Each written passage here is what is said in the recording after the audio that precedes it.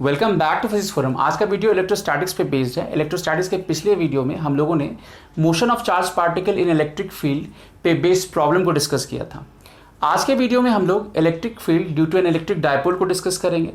तो आज के वीडियो में लोग क्या क्या देखने वाले हैं, तो हमारा जो फर्स्ट पॉइंट ऑफ डिस्कशन होगा वो होगा definition of electric dipole moment. जो सेकेंड पॉइंट ऑफ डिस्कशन होगा वो होगा physical meaning of electric dipole moment. जो थर्ड पॉइंट ऑफ डिस्कशन होगा वो होगा electric field at an axial point. Fourth point of discussion जो होगा वो होगा electric field at an equatorial point. और फिफ्थ पॉइंट ऑफ डिस्कशन जो होगा वो होगा electric field at a general point. तो इस सारे कॉन्सेप्ट को समझने के लिए वीडियो को एंड तक देखिएगा। But before I start, don't forget to like, share and subscribe to my channel. So with this let's get started. तो सबसे पहले हम स्टार्ट करते हैं definition of electric dipole moment. तो definition of electric dipole moment, नहीं, ये एक वेक्टर क्वांटिटी है, इसको P से डिनोट करते हैं, राइट। तो सबसे पहले हमें समझना पड़ेगा कि इलेक्ट्रिक डायपोल पहले क्या होता है। तो electric dipole basically system of two equal but opposite charges which are separated by finite but very small distance, that is defined as electric dipole। तो जो इलेक्ट्रिक डायपोल होगा, तो यहाँ पे अगर माइनस क्यू है तो यहाँ पे क्या होगा, प्लस क्यू होगा, राइट। तो ये दोनों जो चार्ज होगा इक्वल एंड ऑपोजिट होगा, है ना। मैग्नीट्यूड में दोनों सेम होना चाहिए बट साइन में ऑपोजिट होगा, है ना। And these are separated by certain finite distance which is very small, है ना। तो ऐसे सिस्टम को हम लोग इलेक्ट्रिक डायपोल कहते हैं। ये जो O है ये सेंटर ऑफ डायपोल हो गया, नहीं, ये सेंटर ऑफ डायपोल हो गया। और यहाँ पर जो डायपोल मोमेंट हम लोग लेते हैं बाय कन्वेंशन, ये लिया जाता है नेगेटिव से पॉजिटिव चार्ज की तरफ डायरेक्टेड होता है। ये जो डायपोल मोमेंट P है ये नेगेटिव से पॉजिटिव चार्ज की तरफ डायरेक्टेड होता है और इसको डिफाइन करते हैं P is equal to q into d. Obviously ये जो D होगा, D इज डायरेक्टेड, ये एक वेक्टर है D, D के बीच का डिस्टेंस है, अगर वेक्टर फॉर्म में लिखें so D is directed from negative charge to positive charge by convention, है ना, पॉजिटिव चार्ज। कई बार हम इस D को ऐसे भी लिखते हैं, अगर लेट से कि ये सेंटर ऑफ डायपोल है और ये लेंथ L है, ये भी L है, राइट। तो जो D होगा उसको हम 2L लिख सकते हैं, राइट। तो यहाँ पर इस D को हम ऐसे भी लिख सकते हैं 2L, ठीक है। तो इस तरीके से हम लोग डायपोल मोमेंट को, इलेक्ट्रिक डायपोल मोमेंट को हम लोग डिफाइन करते हैं। तो मॉडुलस लिया जाए P का तो ये कितना हो जाएगा, Q इंटू 2L, जिसको हम सिंपली P लिख सकते हैं, राइट। तो ये हमारा इलेक्ट्रिक डायपोल हो गया, ये system of two equal and opposite charge. और जो इलेक्ट्रिक डायपोल मोमेंट होगा वो नेगेटिव चार्ज से पॉजिटिव चार्ज की तरफ डायरेक्टेड होगा और उसका जो वैल्यू होगा, मैग्नीट्यूड जो होगा वो Q इंटू 2L हो जाएगा, राइट। बट एक ऑब्वियस क्वेश्चन दिमाग में आता है कि क्या ऐसा सिस्टम एग्जिस्ट कर सकता है, अगर ये नेगेटिव चार्ज या पॉजिटिव चार्ज है तब तो इसको कोलैप्स कर जाना चाहिए कूलम्बिक फोर्स की वजह से। तो आखिर ये सिस्टम कैसे एग्जिस्ट करता है, अब इस चीज़ को समझते हैं हम लोग। तो अब हम लोग मूव करते हैं physical meaning of electric dipole moment.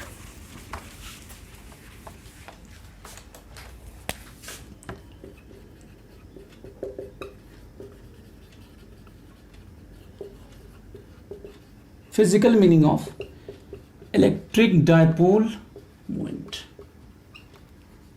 ठीक है। सबसे पहले इस चीज को समझने के लिए हमें मटेरियल का टाइप समझना पड़ेगा। तो सबसे पहले हम लोग देखते हैं मोनो एटॉमिक मटेरियल। तो मोनो एटॉमिक मटेरियल में जो स्ट्रक्चरल यूनिट होगा एक सिंगल एटॉम होगा, नहीं, मोनो एटॉमिक मटेरियल में जो स्ट्रक्चरल यूनिट होगा वो एक सिंगल एटॉम होगा, क्योंकि एक सिंगल एटॉम भी हो सकता है स्ट्रक्चरल यूनिट, या एक मॉलिक्यूल भी हो सकता है। तो अब यहां पर क्या होता है, जैसे अगर हम एक मोनोएटॉमिक मटेरियल लें तो ये मेरा न्यूक्लियस हो गया, इसके चारों तरफ इलेक्ट्रॉन होता है, राइट। या हम कह सकते हैं कि इलेक्ट्रॉन का क्लाउड होगा, ये इलेक्ट्रॉन क्लाउड इसके चारों तरफ होगा, ये मेरा न्यूक्लियस हो गया और इसके चारों तरफ इलेक्ट्रॉन का क्लाउड होगा। तो क्योंकि यहाँ पे मोनोएटॉमिक मटेरियल है ना, तो यहां पर हम कह सकते हैं कि ये जो इलेक्ट्रॉन क्लाउड है इसके चारों तरफ, ये जो इलेक्ट्रॉन क्लाउड है ना, इसका सेंटर और ये जो न्यूक्लियस है इसका सेंटर दोनों ही कॉन्साइड कर जाएगा। तो अगर ये दोनों कॉन्साइड कर गया तो इस दोनों चार्ज के बीच में सेपरेशन रहा ही नहीं, तो यहां पर डायपोल मोमेंट क्रिएट नहीं होगा। मतलब डायपोल मोमेंट होने के लिए हमें समहाउ एक सेपरेशन चाहिए पॉजिटिव और नेगेटिव चार्ज के बीच में, तभी डायपोल मोमेंट क्रिएट हो सकता है। तो यहां पर क्या हुआ कि जो न्यूक्लियस है वो सेंटर पे है और जो इलेक्ट्रॉन क्लाउड है उसका जो सेंटर ऑफ चार्ज होगा और न्यूक्लियस का जो चार्ज है दोनों कॉन्साइड कर जाएगा। तो यहां पर इफेक्टिवली कोई भी डायपोल मोमेंट क्रिएट नहीं हो पाएगा, राइट। तो यहां पर P मेरा 0 हो जाएगा। बट अगर इसी में अगर हम एक एक्सटर्नल इलेक्ट्रिक फील्ड क्रिएट कर दें बाहर से, तो मेरा इलेक्ट्रॉन क्लाउड जो होगा इस फील्ड की वजह से, हमें पता अगर एक्सटर्नल इलेक्ट्रिक फील्ड क्रिएट कर दें हम, तो इस फील्ड की वजह से जो इलेक्ट्रॉन होगा वो फील्ड के ऑपोजिट डायरेक्शन में शिफ्ट होगा। तो जिसकी वजह से क्या होगा कि अब जो ये इलेक्ट्रॉन क्लाउड है इसका जो सेंटर होगा वो कहीं यहां पर होगा, राइट। तो पहले क्या हुआ कि पहले क्योंकि बाहर से एक्सटर्नल इलेक्ट्रिक फील्ड नहीं था, तो यहां पर सेंटर ऑफ पॉजिटिव चार्ज और सेंटर ऑफ नेगेटिव चार्ज दोनों कॉन्साइड कर जा रहा था। बट यहां पर क्या हुआ, हमने एक्सटर्नल इलेक्ट्रिक प्रोवाइड किया जिसकी वजह से इलेक्ट्रॉन क्लाउड जो है इलेक्ट्रिक फील्ड के थोड़ा ऑपोजिट डायरेक्शन में थोड़ा शिफ्ट हो गया और इस शिफ्टिंग की वजह से एक रिलेटिव सेपरेशन क्रिएट हो गया। नहीं, तो इस टाइप का जो मटेरियल होता है इसको हम बोलेंगे नॉन पोलर मटेरियल, क्योंकि इस ये जो हमने क्रिएट किया है यहां पर, ये बाहर से जब हमने इलेक्ट्रिक प्रोवाइड किया तब ये डायपोल मोमेंट मेरा क्रिएट हुआ, है ना।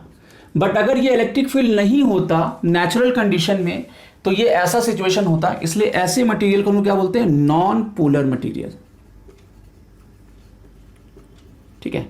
तो डायपोल मोमेंट जो क्रिएट हुआ कैसे हुआ, हमने बाहर से इलेक्ट्रिक फील्ड प्रोवाइड किया उसकी वजह से क्रिएट हुआ, अदरवाइज ये एज इट इज अपने इस सिचुएशन में रहेगा। और यहां पर ये ऐसा जो मटेरियल होगा ये कैसा होगा, नॉन पोलर मटेरियल। अब हम लोग देखते हैं अगर पॉलीएटॉमिक मटेरियल होगा वहां पर क्या होगा।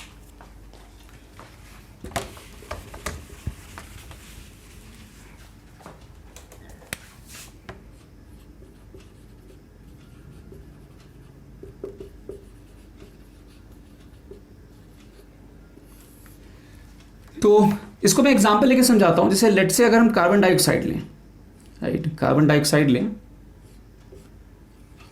तो ये पॉलीएटॉमिक है बट ये लीनियर मॉलिक्यूल है, राइट।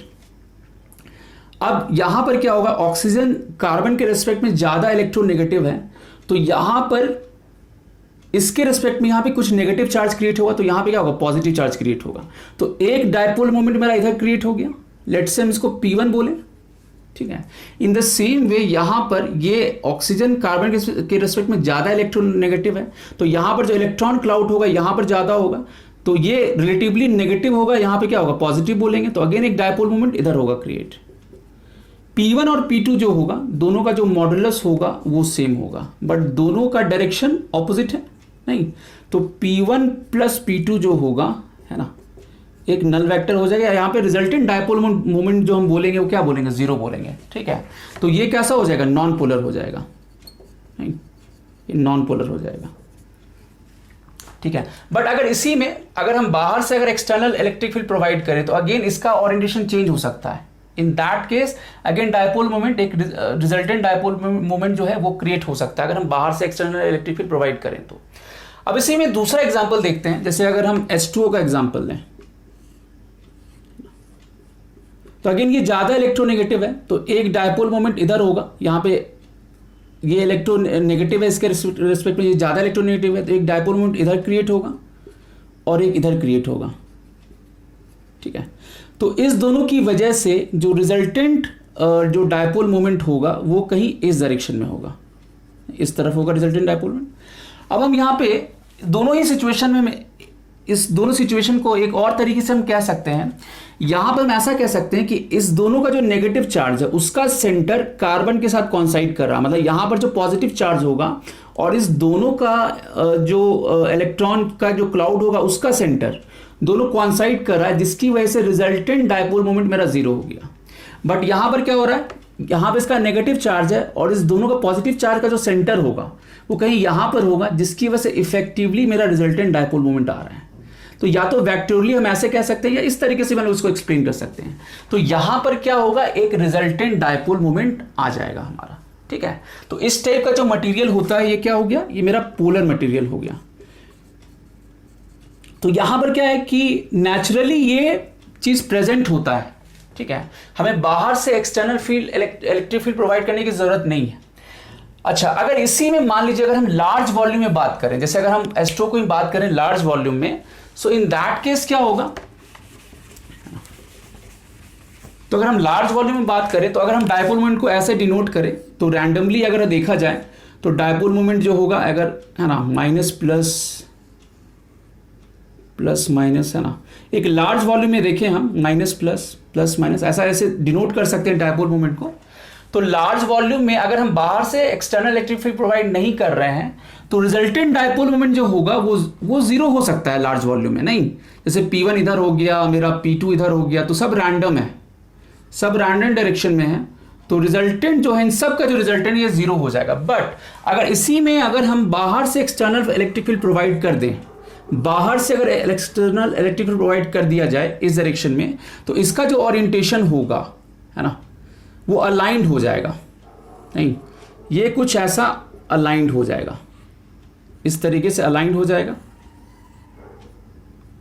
क्योंकि ये हाँ इलेक्ट्रिक फील्ड अगर राइटवर्ड डायरेक्शन में है तो नेगेटिव चार्ज जो भी होगा, जो डायपोल मोमेंट का होगा, वो उस पर लेफ्टवर्ड फोर्स लगेगा तो वो इधर आ जाएगा, लेफ्ट साइड में आ जाएगा, और पॉजिटिव चार्ज पे राइटवर्ड फोर्स लगेगा तो वो राइटवर्ड हो जाएगा। तो अब हमने जब एक्सटर्नल इलेक्ट्रिक फील्ड प्रोवाइड किया तो उसकी वजह से अगेन ये नेट डायपोल यहाँ पे क्रिएट कर देगा, राइट। तो हम लोग जो डायपोल मोमेंट की बात करते हैं इसी कंटेक्स्ट में बात करते हैं, राइट। मतलब ऑब्वियसली जो नेगेटिव और पॉजिटिव चार्ज होता है वो एक आइसोलेटेड सिस्टम नहीं कहेंगे, क्योंकि अगर आइसोलेटेड, अगर बाहर से कुछ भी और इलेक्ट्रिक फील्ड बाहर से प्रोवाइड नहीं कर रहे हैं हम, तो वहां पर क्या हो जाएगा कि नेगेटिव चार्ज पॉजिटिव चार्ज मेरा कोलैप्स कर जाएगा। बट एक्चुअली कुछ ऐसा सिचुएशन होता है कि हम बाहर से कुछ इलेक्ट्रिक फील्ड प्रोवाइड करते हैं और वो इसको होल्ड रखता है इस सिचुएशन में, नहीं, जिसकी वजह से मेरा डायपोल मोमेंट जो है एक मटेरियल में देखा जा सकता है, राइट। तो हम लोग एक्चुअली इस कंटेक्स्ट में बात करते हैं और फिर इस सिस्टम की वजह से ये जो डायपोल मोमेंट क्रिएट हुआ है उसकी वजह से फिर हम लोग इलेक्ट्रिक फील्ड को कैलकुलेट करते हैं एट डिफरेंट पॉइंट्स। तो ये हमारा कंटेक्स्ट है फिजिकल, या फिजिकल मीनिंग कह सकते हैं इलेक्ट्रिक डायपोल मोमेंट का, ठीक है। चलिए, तो हम लोग देखते हैं कि अब हमारा, क्योंकि डायपोल क्या होता है और इलेक्ट्रिक डायपोल मोमेंट का फिजिकल मीनिंग क्या है ये क्लियर है, तो अब हम लोग बात करेंगे electric field due to an electric dipole. तो इसमें अलग अलग क्वेश्चन होता है, तो सबसे पहले देखते हैं at an axial point electric field क्या होगा इलेक्ट्रिक डायपोल की वजह से, ठीक है। तो electric field at an axial point due to dipole, है ना, इलेक्ट्रिक डायपोल। तो सिचुएशन क्या होगा, जैसे मान लीजिए यहां पे माइनस क्यू है, ये प्लस क्यू है, राइट, और ये सेंटर ऑफ डायपोल हो गया, हाँ, ये लेंथ एल है, ठीक है, ये भी लेंथ एल है, एक्सियल पॉइंट इधर हो गया, इसके एक्सिस के अलॉन्ग हो गया, ठीक है।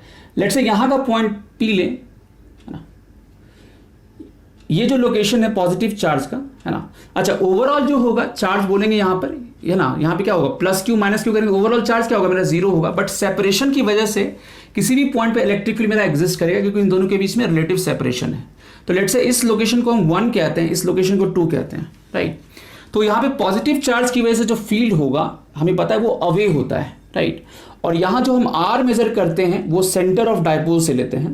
तो ये मेरा let's say centre of dipole है, ये है ना, सेंटर ऑफ डायपोल है, तो यहाँ से हम लोग आर का मेजरमेंट करेंगे। तो ये मेरा आर हो गया, ठीक है। तो P पे जो फील्ड होगा, अगर हम पॉजिटिव चार्ज की वजह से ये 1 के लोकेशन में है तो इसको हम E1 कहते हैं, ये अवे काम करेगा, और नेगेटिव चार्ज की वजह से टुवर्ड्स काम करेगा, ठीक है, ये टुवर्ड्स काम करेगा। ये सब हम ऑलरेडी देख चुके हैं अपने प्रीवियस वीडियोस में, राइट। तो E1 इधर काम करेगा, E2 इधर काम करेगा। ऑब्वियसली अगर P पे देखें तो पॉजिटिव चार्ज इस पॉइंट P के क्लोजर है, तो यहाँ का जो फील्ड का स्ट्रेंथ होगा वो ज्यादा होगा एज कंपेयर टू 2 की वजह से, क्योंकि 2 से जो डिस्टेंस है ये ज्यादा हो गया। नहीं, यहां से जो डिस्टेंस होगा अगर 1 के रिस्पेक्ट में देखें तो ये डिस्टेंस जो होगा, अब ये सेंटर से है, ये R है, ये L है, सो this would B how much, this would B R minus L, और अगर हम यहाँ से देखें डिस्टेंस इस पॉइंट P का, तो ये R हो गया, ये प्लस L हो जाएगा, तो ये डिस्टेंस कितना होगा, R प्लस L हो जाएगा, राइट। तो अगर हम फील्ड अगर P पे फील्ड लिखें तो EP जो होगा that would B how much, E1 minus E2 होगा, और E1 को क्या लिखेंगे, KQ, K कूलम्स कांस्टेंट हो गया, KQ by R minus L का होल स्क्वायर, नहीं, और यहाँ पे माइनस हो जाएगा minus KQ by R plus L का होल स्क्वायर, राइट। तो यहाँ पर KQ कॉमन ले लें हम, KQ कॉमन ले लें, so 1 by R minus L का whole square minus 1 by R plus L का होल स्क्वायर, ये मेरा एक्सप्रेशन आ गया, ठीक है।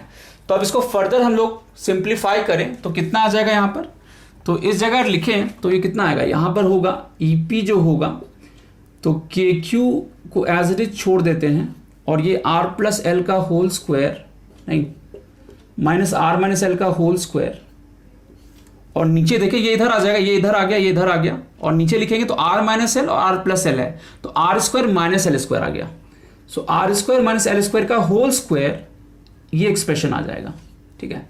इसको थोड़ा और सिंप्लीफाई करें, सो KQ अब ये हो गया A प्लस बी का whole square minus A minus B का whole square, so this would be 4RL, ये हमें पता है ना 4AB होता है, and divided by R square minus L square का होल स्क्वायर। हमारा जो भी कैलकुलेशन होता है उस केस में जो R का वैल्यू होता है वो L से बहुत लार्ज होता है ना, जो भी हम लोग कैलकुलेशन करते हैं, in that case R is very very large compare to L, इसलिए हम लोग उसको शॉर्ट डायपोल भी कहते हैं, मतलब हम ऐसा कह सकते हैं कि शॉर्ट डायपोल की वजह से कैलकुलेट करें। शॉर्ट डायपोल का मतलब वही हुआ कि जो हम मेजरमेंट कर रहे हैं R, वो इसका जो डायमेंशन, डायपोल का डायमेंशन उसके रिस्पेक्ट में बहुत लार्ज है। तो अगर R बहुत लार्ज हो जाएगा तो हम अप्रोक्सीमेशन कर सकते हैं, यहाँ पर जो EP होगा वो कितना हो जाएगा, KQ इंटू 4RL, ठीक है। इसको एज इट इज छोड़ देते हैं और इसको हम इग्नोर कर सकते हैं, नेग्लेक्ट कर सकते हैं, तो R टू द पावर 4 हो जाएगा ये, राइट। अब हम लोग इसको सिंप्लीफाई करें तो क्या हो जाएगा, है ना। तो अब इसको सिंप्लीफाई किया जाए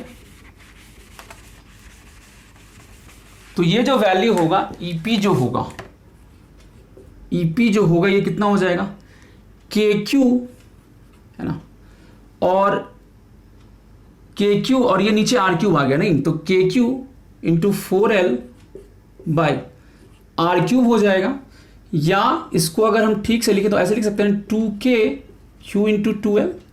ऐसा हमने इसलिए लिखा ताकि ये डायपोल मोमेंट के फॉर्म में आ जाए, राइट, और नीचे मेरा R³ हो गया। अब इसको डायपोल मोमेंट के फॉर्म में लिखे तो 2KP बाय R³, नहीं, तो यहां पर P मेरा कितना हो गया, Q इंटू 2L हो गया, ठीक है। और अगर देखें तो मतलब इस पॉइंट P पे,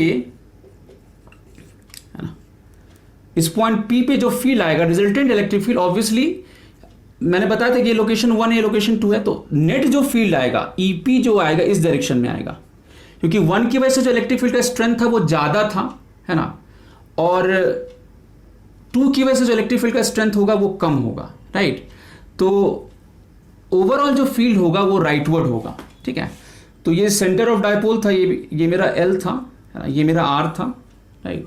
तो यहाँ पर जो होगा EP, अब क्योंकि डायपोल मोमेंट भी मेरा क्या होता है, नेगेटिव से पॉजिटिव की तरफ होता है, और यहाँ पे P पे जो इलेक्ट्रिक फील्ड है वो भी क्या है, नेगेटिव से पॉजिटिव डायरेक्शन, पॉजिटिव चार्ज के डायरेक्शन में ही डायरेक्टेड है। तो हम ऐसा बोलेंगे कि यहाँ पर जो डायपोल मोमेंट है that would be parallel to, या ऐसा बोलेंगे electric field at point P will be parallel to dipole moment. तो इस रिजल्ट को हमें ध्यान रखना है, ये आगे काम आएगा हमारा।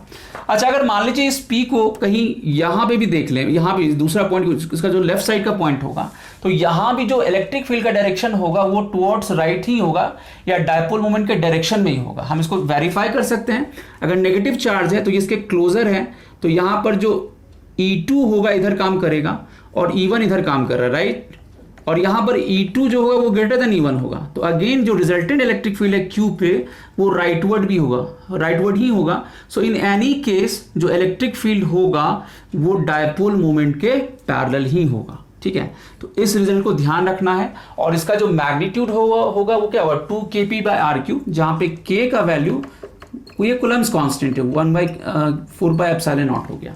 ठीक है, तो ये हो गया electric field at an axial point due to a dipole.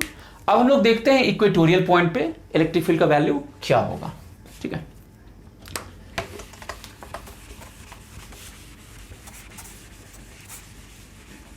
तो अब हम लोग देखते हैं electric field at an equatorial point, है ना, equatorial point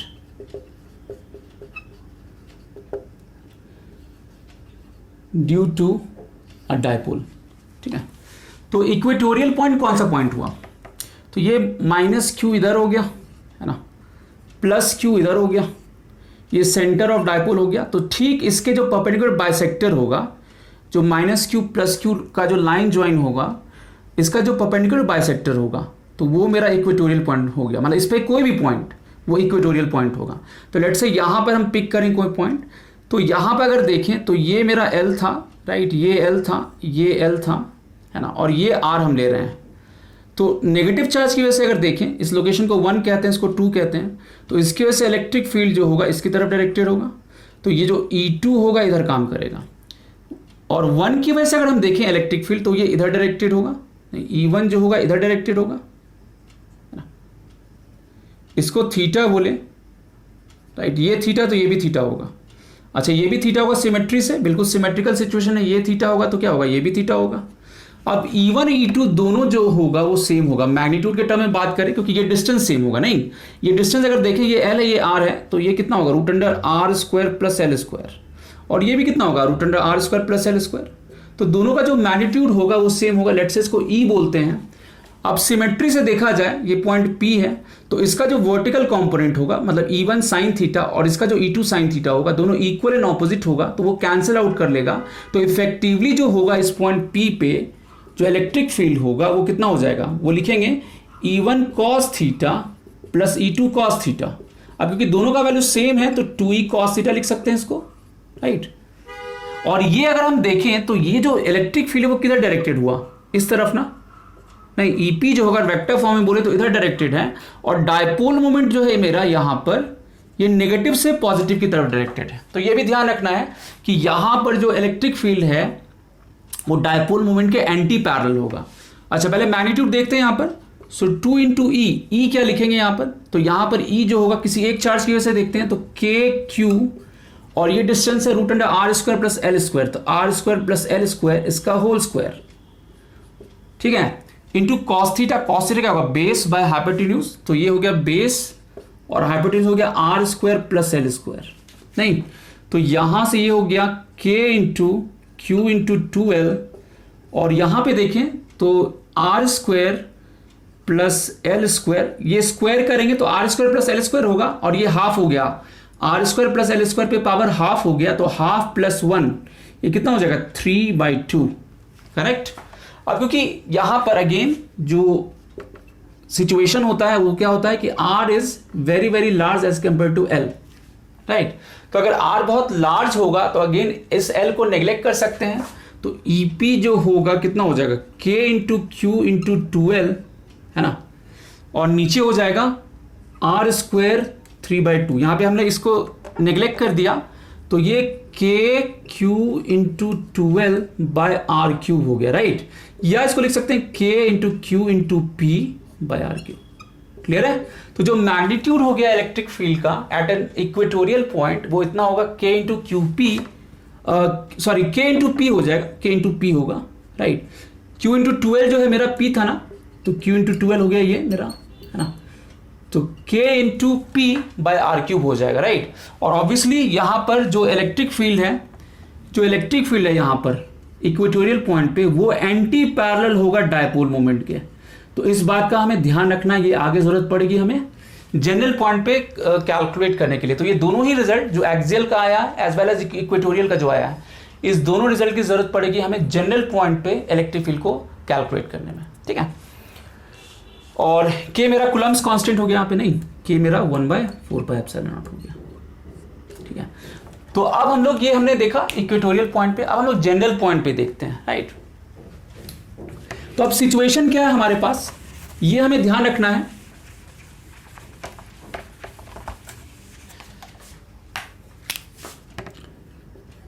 electric field due to dipole at a general point, at a general point. तो हमें ध्यान क्या रखना है, हमें ध्यान ये रखना है कि जो ई एक्सियल था मेरा, ई एक्सियल मेरा कितना आया था 2kp/r3, और ई जो आया था इक्वेटोरियल जो आया था, है ना, ये kp/r3। इस रिजल्ट को हमें ध्यान रखना है क्योंकि इसकी जरूरत पड़ेगी अभी यहाँ पे। अब देखिए क्या होगा यहाँ पर, जैसे ये -q है, ये +q था, राइट। जनरल पॉइंट हुआ कि जो कि ना ही एक्सियल हो ना ही इक्वेटोरियल हो, कहीं बीच में हो। तो लेट्स से ये L है, ये L है, ये O है, राइट। अब लेट्स से हम कहीं यहाँ पे देखते हैं, इस जगह देखते हैं, ये पॉइंट P है, ये पॉइंट P ना ही इस एक्सिस के अलॉन्ग है ना ही इक्वेटोरियल पॉइंट पे, बीच में है कहीं पे, है ना। अब देखिए ठीक से, इसको थोड़ा सा इधर लेते हैं, राइट। ये पॉइंट P है। अब मेरा डायपोल मोमेंट किधर डायरेक्टेड होगा, लेट्स से ये एंगल थीटा है, मेरा डायपोल मोमेंट किधर डायरेक्टेड होगा, मेरा जो डायपोल मोमेंट होगा वो डायरेक्टेड होगा इस तरफ, नहीं इस डायरेक्शन में डायरेक्टेड होगा डायपोल मोमेंट, करेक्ट। अब हम क्या इस P को ऐसा लिख सकते हैं, है ना। तो इस P को, इसका दो कंपोनेंट ऐसे लिख सकते हैं, ये वाला जो कंपोनेंट होगा कितना हो जाएगा P cos थीटा, नहीं, और इधर इसके जो परपेंडिकुलर कंपोनेंट होगा इसको हम क्या बोलेंगे, ये जो कंपोनेंट होगा, नहीं, इसके जो परपेंडिकुलर होगा इसको क्या बोलेंगे, है ना, ये हो जाएगा P sin थीटा, नहीं। तो हम ऐसा कह सकते हैं कि ये जो डायपोल मोमेंट -q से इसकी तरफ डायरेक्टेड है ना, वो इस दोनों का वेक्टर सम है, मतलब P cos थीटा और P sin थीटा का वेक्टर सम है। अब P cos थीटा के रेस्पेक्ट में ये जो पॉइंट होगा जहां पर हम लोग फील्ड निकाल रहे हैं, नहीं, अगर हम P cos थीटा के रेस्पेक्ट में देखें तो ये जो पॉइंट होगा ये P cos थीटा के रेस्पेक्ट में एक्सियल पॉइंट होगा, नहीं, क्योंकि P cos थीटा इधर डायरेक्ट। अगर हम इसको ऐसा कह सकते हैं ना कि ये डायपोल मोमेंट बेसिकली दो अलग अलग डायपोल मोमेंट से बना हुआ है, P1 इसको कह सकते हैं, इसको P2 कह सकते हैं, राइट। तो इसको अगर हम P1 बोलें, लेट से इसको हम P1 बोलें, इसको हम P1 बोलें और इसको P2 बोलें, नहीं, तो हम लिख सकते हैं कि जो वेक्टर डायपोल मोमेंट होगा ये P1 और प्लस P2 का वेक्टर सम होगा। तो P1 जो होगा that which is equal to P cos theta, उसके रेस्पेक्ट में ये पॉइंट P जो होगा वो एक्सियल पॉइंट होगा, तो इसको हम बोलेंगे E एक्सियल, ठीक है। अच्छा, P sin थीटा जो होगा, P sin थीटा के रेस्पेक्ट में या P2 के रेस्पेक्ट में ये पॉइंट P क्या होगा, इक्वेटोरियल पॉइंट होगा, नहीं, ये इसके परपेंडिकुलर के अलॉन्ग है ना। ऑब्वियसली ये जो डायपोल बन रहा है ये मैं सेंटर के रेस्पेक्ट में लिख रहा हूं, ये जो भी डायपोल मोमेंट है ऐसा है, इसके सेंटर के रेस्पेक्ट में यहां से मेजरमेंट हो रहा है सारा, ठीक है। तो हम ऐसा कह सकते हैं इस तरीके से। तो इसके रेस्पेक्ट में ये क्या है, इक्वेटोरियल पॉइंट है। तो ये जो हम, और मैंने बताया था कि जिधर डायपोल मोमेंट डायरेक्टेड होगा उसके एंटी पैरेलल फील्ड होगा। एक्सियल के केस में जिधर डायपोल मोमेंट होता था उधर ही डायरेक्टेड होता था इलेक्ट्रिक फील्ड। तो यहां पर ये जो होगा, जो एक्सियल होगा वो P cos थीटा या P1 के अलॉन्ग ही डायरेक्टेड है, जबकि यहां पर जो इक्वेटोरियल की वजह से देखें तो जिधर डायपोल मोमेंट है उसके एंटी पैरेलल होगा, तो इधर हो जाएगा। तो ये क्या होगा, E इक्वेटोरियल हो गया। अब इस दोनों का जो वेक्टर सम हुआ कहीं इधर होगा, नहीं, और लेट से ये एंगल अल्फा है, राइट। तो हम लोग क्या बोलेंगे यहां पर जो EA हो गया, EA जो हुआ ये हुआ इलेक्ट्रिक फील्ड, है ना, एट एन एक्सियल पॉइंट हो गया, नहीं, axial point due to P1 is equal to P cos theta, नहीं। तो अगर इस दोनों डायपोल को अगर हम सेपरेटली ट्रीट करें तो एक के रेस्पेक्ट में ये एक्सियल पॉइंट होगा, एक के रेस्पेक्ट में इक्वेटोरियल पॉइंट होगा, और ये दोनों रिजल्ट हम ऑलरेडी निकाल चुके हैं। तो हमें क्या करना है कि ये जो वैल्यू आया था इसमें बस P को चेंज कर देना है, P1 से रिप्लेस कर देना है, नहीं, एक बार P1 से करेंगे, एक को P2 से रिप्लेस कर देंगे और वहां से हमारा फिर सारा वैल्यू आ जाएगा। तो due to P1 equal to P cos theta हुआ, EE जो हुआ ये हुआ electric field at an equatorial point due to P2 is equal to P sin theta, right. तो अब हम लोग क्या करेंगे, अब एक्सियल पे हमें निकालना है। तो यहां पर जो एक्सियल हो जाएगा, हमें क्या करना है, यहाँ पे 2K तो यहाँ पे P1 हो गया ना, so P1 by r cube which is basically 2k, और ये P cos थीटा से रिप्लेस कर देंगे, P cos theta by r cube होगा, राइट। और इक्वेटोरियल देखें अगर हम, तो ई इक्वेटोरियल देखें तो ये कितना हो जाएगा 2, ये मेरा कितना आया था, ये Kp आया था, राइट। सो K इंटू P2 करेंगे बाय आर क्यूब, या K into P sine theta, है ना, K into P sine theta, नहीं P2 को पी साइन थीटा रिप्लेस करेंगे बाय आर क्यूब। तो ये दोनों ही वैल्यू आ गया, और ये दोनों ही वैल्यू म्यूचुअली परपेंडिकुलर होगा। तो ये दो इलेक्ट्रिक फील्ड वेक्टर है जो म्यूचुअली परपेंडिकुलर है, तो उसका जो रिजल्टेंट होगा वो हम लोग आराम से लिख सकते हैं। वो कितना हो जाएगा, तो वो जो वैल्यू होगा वो कितना हो जाएगा, तो EP जो होगा, बेसिकली EP अगर लिखें तो EP होगा root under E axial square और E इक्वेटोरियल स्क्वायर। जो वेक्टर जो परपेंडिकुलर होता है वो हमें पता है, दोनों के बीच का एंगल 90 डिग्री हो गया, तो ऐसे लिख सकते हैं। अब यहां पर ये सारा वैल्यू रख देना हमें, तो एक्सियल मेरा कितना है 2kp cos theta by r cube इसका होल स्क्वायर, प्लस यहां पे हो जाएगा kp sine theta by r cube इसका होल स्क्वायर, राइट। तो ये वैल्यू रख दिया हमने। अब इसमें बहुत सारी चीज कॉमन आ जाएगा, तो कॉमन को बाहर निकाल लें, नहीं तो कॉमन को बाहर निकाल लें, तो kp बाय आर क्यूब बाहर आ गया, तो kp बाय आर क्यूब बाहर आ जाएगा। सो 2 cos थीटा का whole square plus sine square theta, ये आ जाएगा। इसको फर्दर एक्सपैंड करें तो kp बाय आर क्यूब ये हो गया 4 cos square theta plus sine square theta.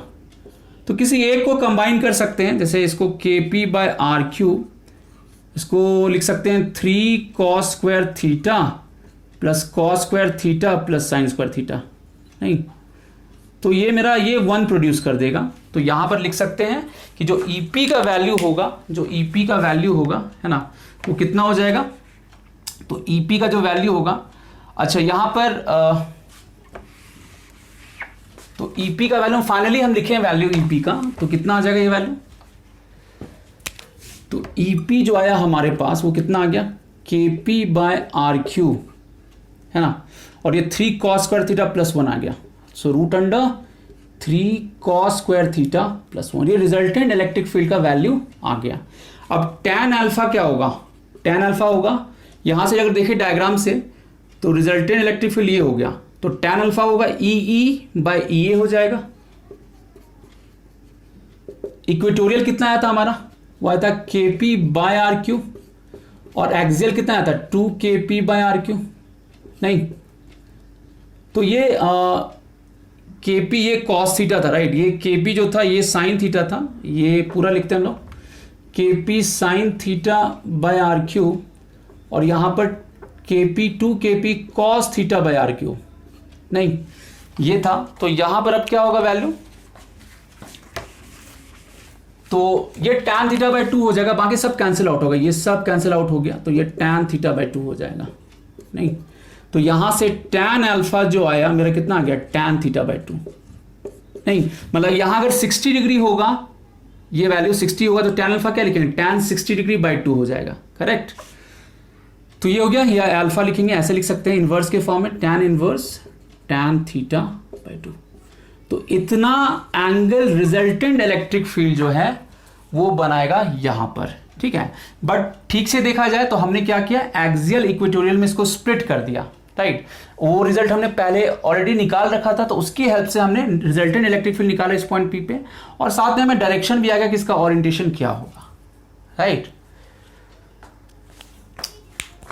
So that's all for this video. Electrostatics के नेक्स्ट वीडियो में हम लोग इलेक्ट्रिक डायपोल पे बेस्ड प्रॉब्लम को डिस्कस करेंगे। तो मिलते हैं अगले वीडियो में, till then take care, good bye.